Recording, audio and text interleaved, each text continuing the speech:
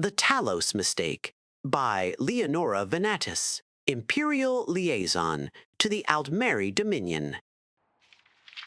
As citizens of the Empire, all are of course familiar with the deeds of Emperor Tiber Septim, but it is the Emperor's ascent to godhood as Talos that is the subject of this work.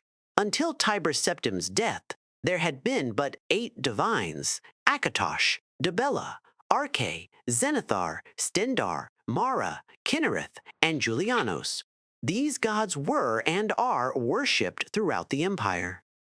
And while some may have different names in the varying provinces, for example, Akatosh is known as Auriel to the Aldmer, and Arche is sometimes known as Arche. All are recognized and revered by all races and cultures of Tamriel. But when Tiber Septim passed to Aetherius, there came to be a 9th divine, Talos, also called Ismir, the dragon of the north. The man who was so loved in life became worshipped in death. Indeed, it can be argued that Talos, the 9th divine, became even more important than the 8 that had preceded him, at least to humans. For he was a god who was once just a man, and through great deeds actually managed to ascend to godhood. And if one human could achieve such a feat, couldn't it be done again? Couldn't all humans aspire to achieve divinity? So we thought, we humans. And so we continued to worship Talos and revere him as the ultimate hero god. But that was then. This is now. And now we know the truth. We were wrong. As citizens of the Empire, we all experienced the horrors of the Great War. And it was not until the signing of the White Gold Concordat, the treaty between the Empire and the Aldmeri Dominion, that we once again knew peace.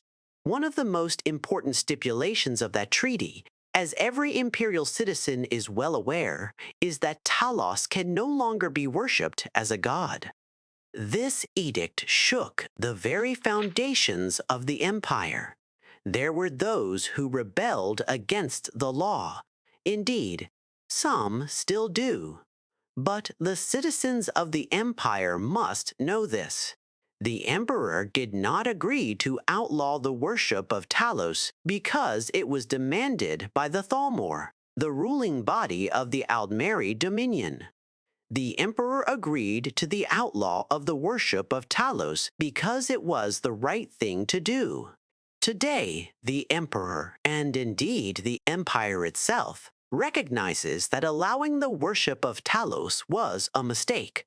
For by doing so, by allowing the worship of Talos as a divine, the Empire actually did its people a great disservice. For this only succeeded in weakening the memory of the man Tiber Septim and his many extraordinary, though mortal, deeds, and pushing people away from the 8 divines, the true gods, who do deserve our love and reverence. And so, the Empire admits it was wrong. The Talos Mistake will not be repeated.